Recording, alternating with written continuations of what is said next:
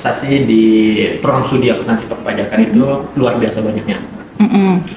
Di mana mulai tahun 2022 itu ada beberapa tim yang lulus dalam program kreativitas mahasiswa yang diadakan oleh Direktorat Jenderal Vokasi. Itu pendanaan langsung dari Direktorat Jenderal Vokasi. Dan tahun ini kami juga dipercaya menang lagi satu proposal.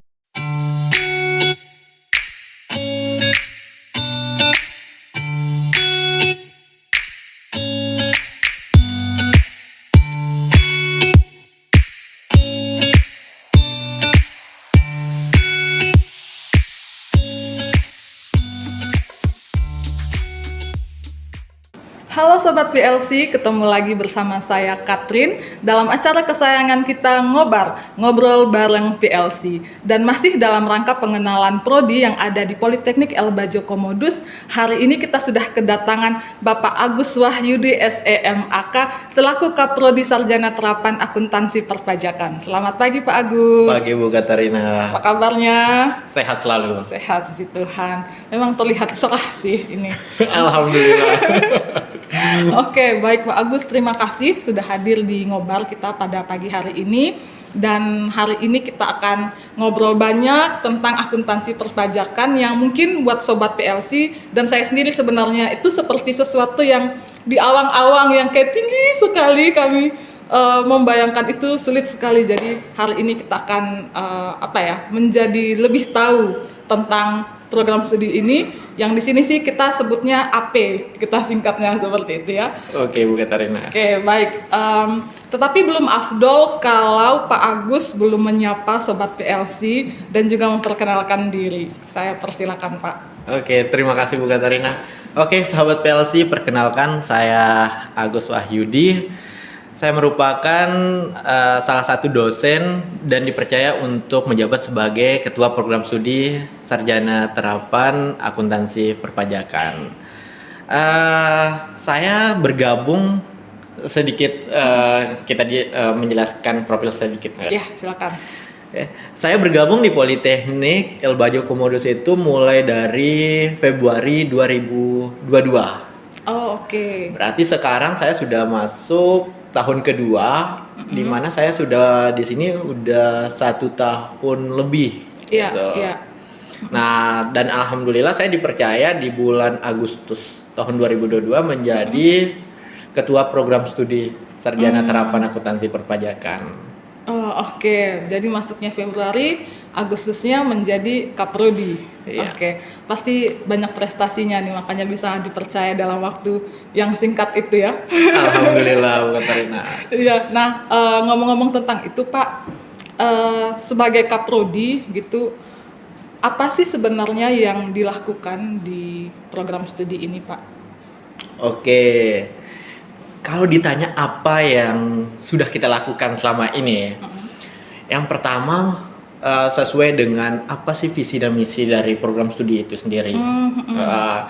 Mulai dari memang seorang dosen itu melakukan tridharma. Oke. Nah, diinternalisasikan melalui mahasiswa dan implementasi bersama mahasiswa dan dosen. Nah, mulai dari cara mengajarnya seorang dosen, kemudian bagaimana peningkatan kapasitas atau pengetahuan mahasiswa, kemudian peningkatan skill, soft skillnya mahasiswa itu perlu. Kemudian bagaimana dengan dosen-dosen di khususnya program studi Sarjana Terapan Akuntansi Perpajakan. Di situ kami selalu melakukan pendampingan pembinaan dalam melakukan penelitian maupun pengabdian kepada masyarakat. Oke, jadi dosen-dosennya juga ada peningkatan kapasitasnya juga ya? Pastinya, supaya bisa menularkan ke mahasiswanya. Pastinya kalau gitu. Oke, baik. Dan tidak hanya sebatas seperti peningkatan seperti itu, tapi teman-teman dosen maupun mahasiswa juga biasanya juga mengikuti beberapa webinar terkait dengan peningkatan kapasitasnya. Gitu. Oke. Terkait dengan kapasitasnya tuh maksudnya apakah tiap dosen punya spesialisasi masing-masing atau bagaimana Pak? Oke, setiap dosen di program studi akuntansi sarjana terapan pasti memiliki kompetensinya masing-masing. Oke, menarik. Ada yang fokus kepada akuntansinya, kemudian ada fokus ke pajaknya, ada fokus ke auditnya, bahkan dilengkapi dengan beberapa sertifikasi seperti sertifikat Zahir, langsung Mayop Akunting, kemudian sertifikat privat pajak, baik privat pajak A dan B, gitu. Bahkan kami salah satu dosen kami lagi melanjutkan kuliahnya atau studinya melanjutkan S3 gitu. Keren. Oke. Nah, tadi Pak Agus bilang dosen-dosennya juga punya kompetensi masing-masing gitu ya, dan banyak sekali jenisnya tadi. Nah, sebenarnya apa yang dipelajari di akuntansi perpajakan? Kenapa segitu banyak kompetensi yang diperlukan, dan artinya itu juga akan ditularkan kepada mahasiswanya? Oke. Apa sih yang dipelajari? Sebenarnya dipelajari itu adalah kombinasi antara perpaduan dari bidang akuntansi dan pajak gitu. Dimana akuntansinya ada akuntansi manajemen, akuntansi keuangan, akuntansi sektor publik, kemudian ada auditing, kemudian ada pajak pun dibahas, maupun pajak pusat maupun pajak daerah. Selama ini yang saya tahu itu kalau akuntansi perpajakan keuangan aja. Keuangan bukannya tentang uang aja, ternyata banyak ya. Itulah yang bedanya dengan perguruan tinggi lain. Gitu. Jadi kami melakukan memadukan antara akuntansi dan pajak gitu. Iya, itu ya dua hal yang berbeda sebenarnya. Dua hal yang berbeda tapi selalu berkaitan, Bu Katarina. Saya dulu waktu SMA dapatnya akuntansi aja, dan itu pun sudah mumet, kayaknya harus seperti orang kelelep gitu ya. Ini tambah lagi akuntansi perpajakan. Bagaimana strateginya Pak dari Pak Agus dan juga teman-teman dosen di akuntansi perpajakan untuk bisa membuat semuanya itu diserap oleh mahasiswa?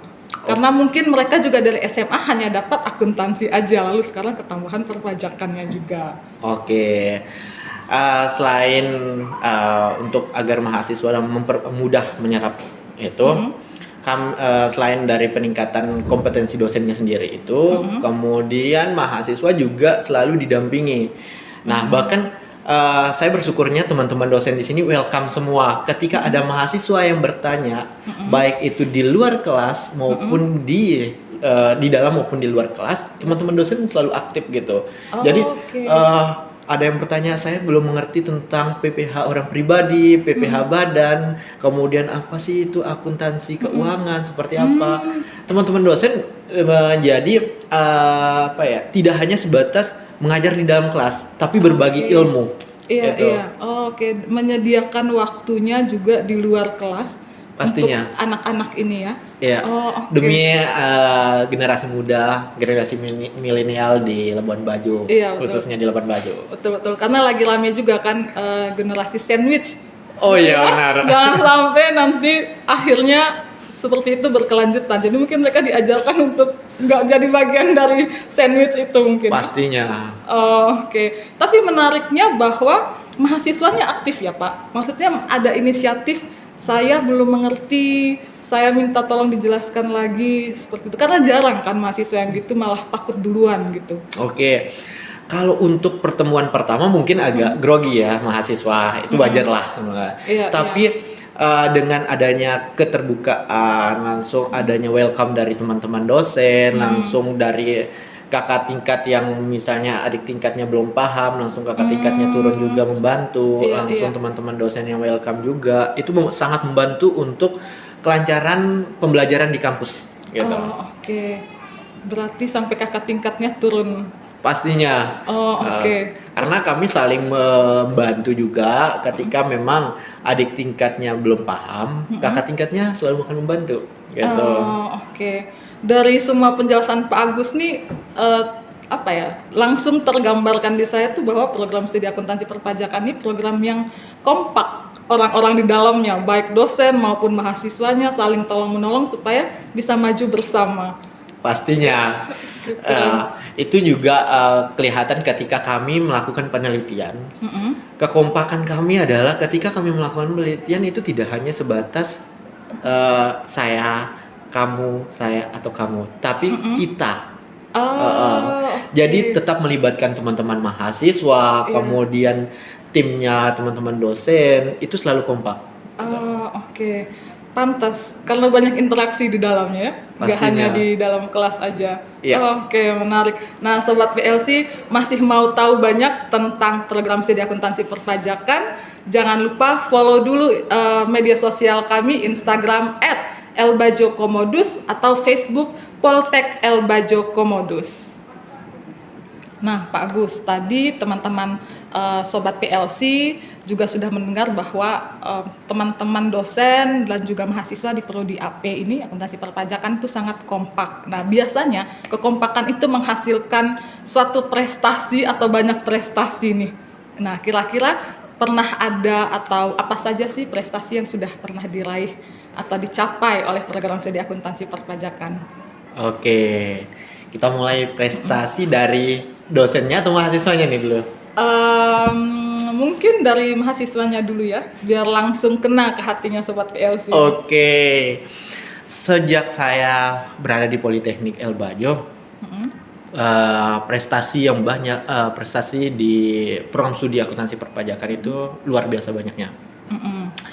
Di mana mulai tahun 2022 itu ada beberapa tim yang lulus dalam program kreativitas mahasiswa yang diadakan oleh Direktorat Jenderal Vokasi.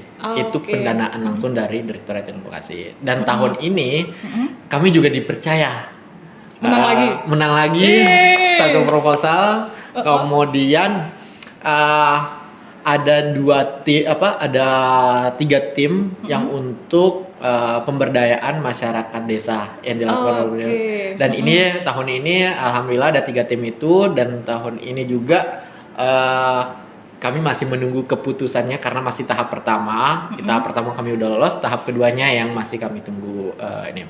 Kemudian semoga lolos ya, kita doakan Sobat PLC. Amin. Kemudian mahasiswa juga terlibat dalam beberapa event. Kemudian prestasi yang lain kayak dia menjadi juara 2 debat bahasa Inggris. English debat. Nah, itu di kegiatannya sekitar bulan Maret 2023. Oh iya, Maret, benar-benar. Kemudian juga adalah juara untuk putrinya, kami juga basket juara 1. Jadi tidak hanya sebatas akademik saja, tapi non akademik kami juga mendukung gitu. Bagaimana sih sebenarnya prosedur atau bagaimana proses mendukungnya kami dari Prodi? Kami selalu mendukung dengan memberikan mereka wadah atau tempat di mana mereka selalu berdiskusi. Baik itu ketika berdiskusinya dengan antar mahasiswanya ataupun antar dosennya. Bahkan ketika teman-teman mahasiswa, Pak, saya ingin ikut lomba ini, kami akan support gitu. Begitu juga dengan pimpinan di Politeknik Elbajo, sangat antusias untuk mensupport kami. Karena memang itu semua bisa dilaksanakan kalau ada dukungan. Pastinya gitu. Dan berkat dukungan itu kami ya alhamdulillah menang. Keren.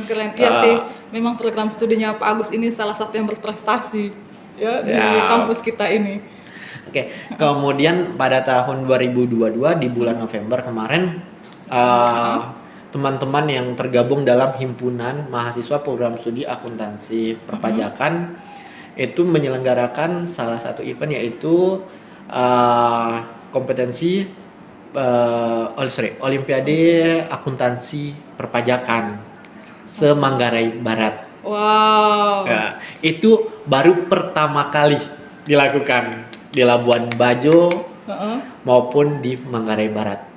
Keren. Iya, karena biasanya lomba kan bahasa Inggris lah, matematika lah, lomba debat, lomba pidato, jarang memang lomba akuntansi perpajakan itu. Pastinya. Itu jadi itu prestasi yang cukup saya banggakan. Karena apa? Selain itu mahasiswa juga diajarkan berorganisasi, tapi dalam berorganisasi mereka selalu aktif dan berprestasi. Itu yang penting. Iya, gitu. betul. Karena kalau nggak begitu, hanya datang ke kampus, duduk di dalam kelas, pulang, begitu terus setiap hari kan, ya kurang bermanfaat jadinya ya. Pastinya. Masa kuliah ini. Oke. Dan sebenarnya Sobat PLC, salah satu mahasiswa program studi akuntansi perpajakan tuh tahun ini terpilih sebagai duta kampus. Iya, benar. Iya, kan ya? Atas nama Wilburga. Wilburga, Eh, iya. Tapi biasa akrab dipanggil Sesa juga ya. Iya, benar. Oke. Jadi iya betul sih. Selain akademik, non akademiknya juga, ya kan? Pastinya. Oh, ini. Oke. Nah, kalau prestasi dosen, Oke. ini menarik nih. Kalau prestasi dosen itu luar biasa. Itu beberapa dosen diminta untuk menjadi tenaga ahli di beberapa penelitian dan pengabdian kepada masyarakat. Mulai dari tenaga ahli yang diminta oleh pemerintah Kabupaten Manggarai Barat, kemudian LL Dikti wilayah 15 juga, kemudian dipercaya untuk memegang salah satu memiliki jabatan di salah satu struktur organisasi, baik itu profit maupun non profit gitu. Oke. Bahkan tidak hanya sebatas di Labuan Bajo, bahkan di Bali, di Lombok, nice. di NTB. Oke, keren ya.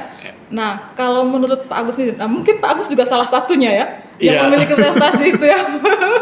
Nah, kalau berbicara tentang itu Pak, kan beda ketika kita berada di dunia kerja yang secara nyata Iya. maupun saat kita dipersiapkan. Iya. Nah, saya mau menanyakan, ini menarik menurut saya. Ketika Pak Agus terlibat dengan kegiatan yang prestasi yang Pak Agus sebutkan, yang mungkin juga ada di pihak eksternal gitu, ada nggak Pak satu atau dua hal baik yang dilakukan di sana yang dibawa atau diterapkan ke pengajaran di program studi Bapak? Oke, pastinya ada. Ada. Karena ada namanya pembelajaran hasil pengabdian maupun penelitian yang dijadikan bahan rujukan dalam mengajar, pastinya ada oke. gitu. Jadi contohnya aja kita Iya, ngambil iya. salah satu penelitian terkait dengan akuntansi pemerintahan, baik itu pemerintah desa maupun pemerintah daerah. Nah, di mana dalam mata kuliah, salah satu mata kuliahnya adalah akuntansi sektor publik. Hasil penelitian itu bisa dijelaskan begini loh fakta di lapangan. Gitu. Nah, itu maksudnya mengenai keuangan yang ada di instansi atau bagaimana Pak? Ya, tata kelola keuangan di tata suatu kelola. instansi pemerintahan. Gitu. Oke, iya, karena memang anak-anak ini nanti mahasiswanya kalau lulus kan juga mungkin akan bekerja di bidang itu ya. Pastinya. Jadi kami juga di mana lulusan kami itu yang kami harapkan adalah di mana profil lulusan itu bisa menjadi seorang konsultan pajak, konsultan akuntan, kemudian seorang auditor, akuntan publik, kemudian entrepreneur dan analis pajak. Gitu. Oke. Saya dengar saja merasa itu sesuatu yang wow, berat ya, keren. Oke. Oke, dan tahun ini setelah menjalani perkuliahan selama 4 tahun, ya, angkatan pertama program studi akuntansi perpajakan akan diwisuda. Amin. Ya? Semoga lancar nanti menuju hari wisudanya, dan sepertinya saat ini mereka sedang mempersiapkan untuk mulai seminar ya Pak? Ya benar, saat ini mereka sudah mulai mengambil tugas akhir. Tugas akhir, ya. Jadi perlu saya sampaikan, ketika kita di tugas akhir juga, program studi akuntansi perpajakan memberikan kemudahan bagi teman-teman. Kemudahan apa itu? Oke, mungkin secara garis besarnya saja saya jelaskan bahwa di akuntansi perpajakan itu untuk tugas akhir ada beberapa jenis. Ada 4 lah gitu. Oh wow. Jadi mungkin Bu Katrina pernah dulu skripsi. Iya. Itu salah satunya. Oke. Nah, so yang kedua adalah teman-teman tidak perlu mengambil, kalau tidak mau mengambil skripsi boleh, bisa membuat langsung karya tulis ilmiah dan langsung dipublikasikan. Itu sudah diakui sebagai tugas akhir. Oke. Itu lebih mudah lagi ya? Lebih mudah lagi dan nggak perlu lagi ada seminar proposal dan bimbingan, tidak. Cuman dia nanti akan berkomunikasi dengan pihak jurnalnya, reviewer jurnalnya, bukan kita lagi. Gitu. Nah, itu yang kedua. Nah, so yang ketiga itu adalah konversi PKM yang PKM hasil penelitian. Konversi menjadi nilai untuk syarat lulus? Menjadi tugas akhir. Jadi mereka tidak perlu lagi mengambil skripsi karena mereka sudah punya data proposal, laporan akhir, laporan kemajuan, itu adalah konversi gitu. Oh, baik. Dan Tapi itu diakui juga. diakui juga, tapi hanya untuk PKM penelitian. PKM penelitian. PKM RSH, riset sosial humaniora. Oh, baik. Gitu. Oke. Nah, yang keempat, Pak. Nah, yang keempat ini adalah studi project independen. Mereka akan melakukan pengabdian kepada industri maupun kepada masyarakat. Nah, mereka akan berkolaborasi dengan industri maupun masyarakat sesuai dengan minatnya mereka. Apakah mereka akan membuat sebuah flowchart diagram alur terkait dengan sistem akuntansi, ataupun dia akan membuat sebenarnya pembukuan yang baik itu seperti apa. Oke. Dan itu hasilnya diberikan kepada masyarakat. Masyarakat maupun industri. Oke. Wah, menarik ya. Oke, itu garis besarnya. Kalau mau tahu lebih detailnya, ayo daftar di program studi sarjana terapan akuntansi perpajakan Politeknik El Bajo Komodus.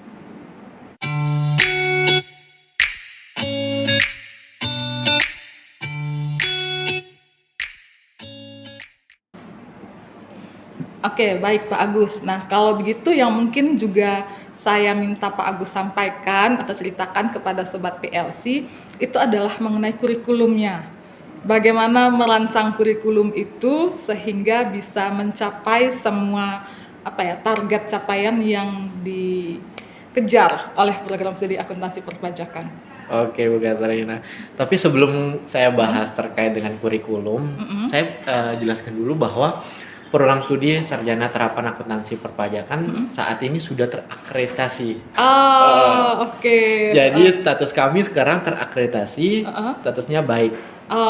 Iya. Itu yang juga jadi pertanyaan banyak orang. Akreditasinya apa? Sudah Pastinya. akreditasi atau belum? Jadi teman-teman nggak usah ragu-ragu lagi untuk masuk di akuntansi perpajakan, karena program studi akuntansi perpajakan Politeknik El Bajo Komodus itu sudah terakreditasi. Oke. Itu ya teman-teman, jangan ragu lagi karena sudah terakreditasi. Oke. Nah, kita bahas terkait dengan kurikulum tadi, Bu Katarina. Jadi sesuai dengan penjaminan mutu yang ada di Politeknik El Bajo Komodus, itu bahwa kurikulum itu dirancang dan disepakati bersama. Kemudian dalam perancangan kurikulum itu kami akan melibatkan beberapa stakeholder atau industri. Itu alasannya kenapa sih mengapa kami harus melibatkan industri dan lain sebagainya.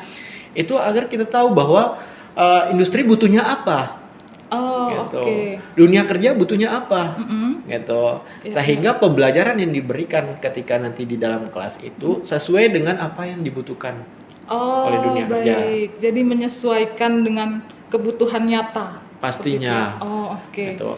Dan juga kami juga melihat juga dari asosiasi akuntan Ikatan Akuntan Indonesia, di mana dalam asosiasi tersebut juga memiliki beberapa literasi, kemudian beberapa regulasi terkait dengan akuntansi dan pajak. Jadi itu merupakan rujukan kami juga. Nah, tapi ketika kami menyusun kurikulum itu kami selalu melibatkan beberapa industri, baik karena di sini pariwisata, Bu Katarina ya. Jadi teman-teman dari perhotelan tetap kami libatkan, kemudian dari perbankan, kemudian dari pemerintahan, baik itu pemerintah pusat yang melalui dari Kementerian Keuangan di bawahnya Direktorat Jenderal Pajak, kemudian kami juga berdiskusi dengan pemerintah daerah terkait dengan perancangan kurikulum.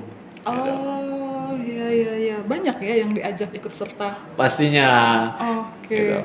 Ini pasti ke depannya, semoga ya, ini harapan saya, semoga harapannya Pak Agus juga untuk menekan angka pengangguran. Pastinya. Ya, karena yang diajarkan memang sesuai dengan yang dibutuhkan. Jadi ketika lulus ya sudah ada industri yang memerlukannya. Iya, Bu Katarina. Jadi teman-teman yang bergabung di Politeknik itu tidak akan merasa bahwa ini perguruan akademik atau vokasi. Itu bedanya ketika kami di Politeknik El Bajo Komodus. Mahasiswa itu adalah mahasiswa yang mana pembelajarannya adalah pure, mayoritas adalah praktik. Gitu. Lebih dari 60% itu mata kuliahnya adalah mata kuliah praktik di program studi akuntansi perpajakan. Jadi itulah yang menjadi pembelajaran dalam hal merancang kurikulum itu. Ketika mereka sudah praktik, Itu yang kami harapkan adalah mereka sudah bisa memahami gitu. Tapi tidak hanya memahami, tapi menginternalisasikan dalam dunia kerja. Makanya selama karena kita mengikuti program MBKM, jadi 2 semester dan semester 6 dan semester 7 mereka itu akan magang. Jadi ilmu-ilmu yang mereka dapatkan di sini itu akan diinternalisasikan di dalam dunia kerja. Oke. Magangnya 2 semester. 2 semester. Oke, mantap ya. Pastinya. Jadi tidak akan menyesal lah di kuliah di program studi akuntansi perpajakan. Iya.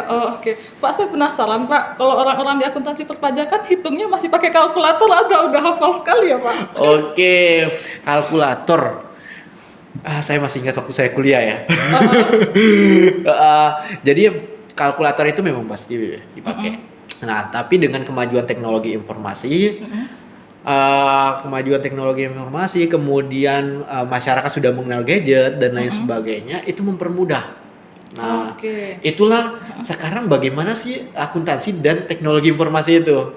Oh iya, betul. Iya. Nah, sekarang itu orang akuntansi itu adalah dan pajak itu adalah sebagai wadah penganalisis laporan keuangannya dan lain sebagainya. Gitu. Baik. Dan beberapa aplikasi atau tools itu sudah banyak tersedia. Oke, Gitu. salah satunya di program studi akuntansi perpajakan ini juga pakai tools tersebut. Pakai, Ibu. Namanya Zahir Akunting.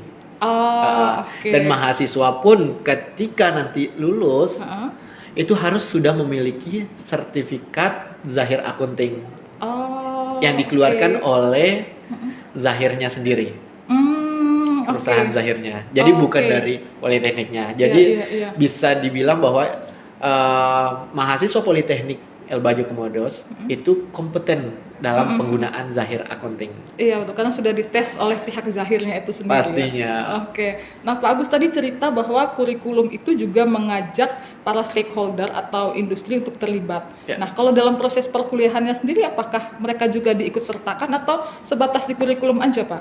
Oke. Tidak hanya sebatas di kurikulum, bahkan kami akan mengundang mereka menjadi dosen industri.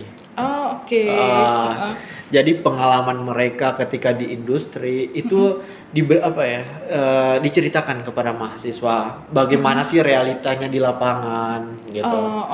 Kemudian ada juga kami mengundang mereka untuk berbicara sebagai dosen tamu pada kuliah umum atau kuliah tamu. Berarti mungkin mereka juga turut mengajarkan misalnya salah satu materi tertentu yang lagi dibutuhkan oleh teman-teman di akuntansi perpajakan. Pastinya. Jadi ini tergantung kepada teman-teman dosen. Teman-teman dosen merasa bahwa saya mata kuliah ini loh, saya butuh teman dari industri. Kami akan fasilitasi. Gitu.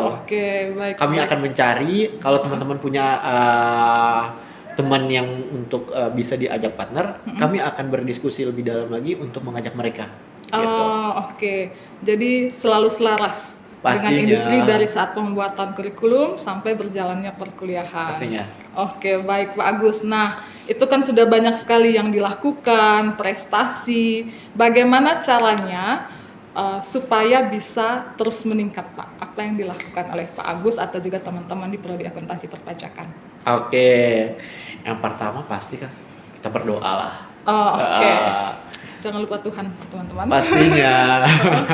Yang kedua adalah kita akan sama-sama merangkul teman-teman, baik itu merangkul mahasiswa, teman-teman dosen, apa yang mereka kami selalu untuk melakukan diskusi, walaupun itu diskusinya tidak harus dalam kelas, tapi di lapangan basket ketika kita diskusi, ataupun di kantin vokasi, ataupun di area kampus gitu. Kami akan berdiskusi kira-kira apa yang akan kita lakukan ke depan.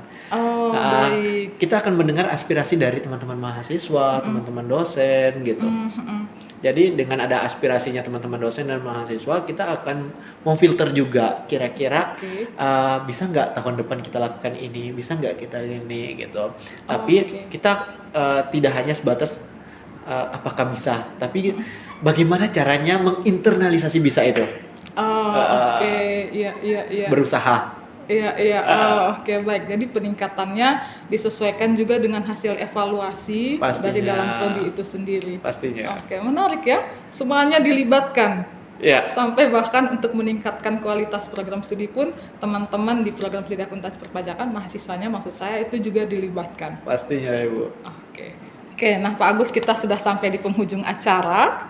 Gitu, mungkin ada pesan-pesan yang mau Pak Agus sampaikan kepada sobat-sobat yang ada di PLC atau juga di Manggarai Barat. Oke. Pesan-pesan saya sih untuk teman-teman di Politeknik El Bajo, kemudian khususnya juga teman-teman generasi milenial yang ada di Labuan Bajo maupun di Manggarai Barat. Itu saya berharap adalah teman-teman dapat meningkatkan kapasitasnya teman-teman, soft skill, hard skillnya teman-teman. Tapi dalam peningkatan kapasitas itu teman-teman pasti butuh wadah. Nah, jadi wadah itu adalah program studi akuntansi perpajakan Politeknik El Bajo. Jadi tidak perlu khawatir lagi teman-teman harus kuliah ke luar negeri, ke luar daerah, adanya di Politeknik El Bajo Komodos. Itu saya. Oke, baik. Ya, teman-teman dicatat ya, kuliahnya di Politeknik El Bajo Komodos saja. Dan akuntansi perpajakan, kalau tadi yang sudah teman-teman dengar, proses pembelajaran di dalamnya bagus, menarik, berkualitas, dan juga pasti setelah lulus itu akan diterima atau akan punya kerja. Pastinya. Kerja sama dengan industri. Oke, baik. Terima kasih banyak Pak Agus. Oke, sekali Bu lagi Katarina. sudah datang pada ngobrol bareng PLC hari ini. Siap. Oke, sobat PLC, sampai jumpa lagi di episode berikutnya dan jangan lupa follow Instagram kita di @elbajokomodus atau Facebook Poltek El Bajo Komodus. Bye bye.